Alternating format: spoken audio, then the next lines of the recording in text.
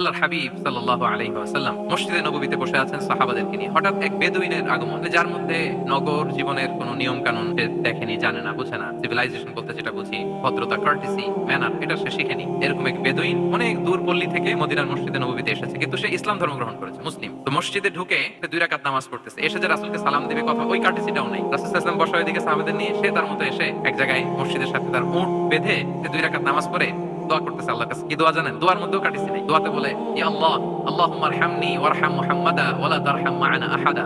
মানে আল্লাহ, তুমি শুধু আমারে রহম করো আর মুহাম্মদ সাল্লাল্লাহু আলাইহি ওয়াসাল্লামের রহম করো, আমাদের সাথে আর কাউরে রহম করো না তুমি। বেদুইন, তার মধ্যে আদাবুদ দোয়া, দোয়ার যে একটা এটিকেটস আছে, এটা তো তার জানা নাই। দোয়ায় অন্যদের জন্য দোয়া করলে যে নিজের লাভ, এটা সে জানতো না। আমি যদি বলি যে আল্লাহ, এই ভাইদেরকে তুমি কবুল করো, তখন ফেরেশতারা বলে আল্লাহ, যিনি দোয়া করতেছে আগে তাকে তুমি কবুল করো। কেউ অসুস্থ, আমি যদি বলি আল্লাহ, আমার এই ভাইকে তুমি সুস্থ করো, আল্লাহর ফেরেশতারা বলে আল্লাহ, যিনি দোয়া করলেন আগে তার রোগ বালাই থাকলে আগে তাকে সুস্থ করো।